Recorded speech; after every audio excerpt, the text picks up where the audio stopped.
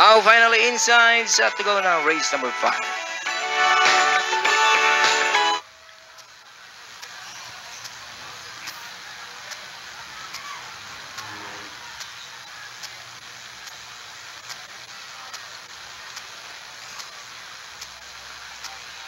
Anytime now.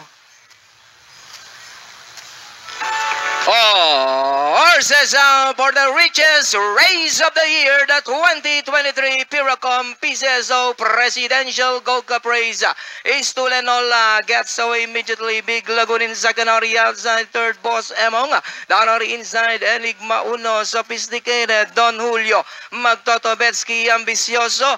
And trailing the group is War Cannon down to the finish for the first time. A round of applause for these 9 competitors, with Istulenola, the leader by about 2 lengths. Boss Emong outside, by the release of Big Laguna. Enigma Uno is down or inside. Don Julio, Magtotobetsky, Sophisticated, War Cannon, and Ambicioso.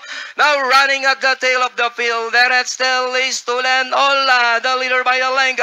Boss Emong still in second. Big Lagoon is a very close third. And in fourth, Enigma Uno, Don Julio, Magtotobetsky comes next. Sophisticated, War Cannon, and Ambicioso still running at the tail of the field.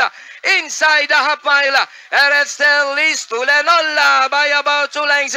Big Lagoon now trying to get closer in second. Alongside third, Boss Emong. Position fourth belongs to Don Julio. Enigma Uno, Magtotobetsky, War Cannon on the outside is Sophisticated. And it's still Istulenola, Big Lagoon. Boss Emong now on the outside. Big Lagoon, the defending champion, now takes the lead. Istulenola, Boss Emong, and Don Julio with Big Lagoon with a big run by about 2 lengths.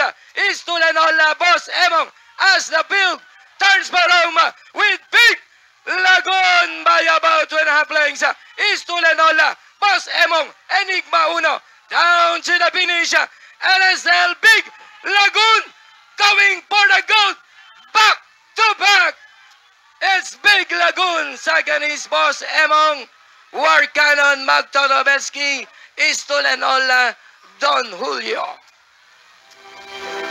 Alright, what an exciting finish para dito sa ating race number 5 na naganap.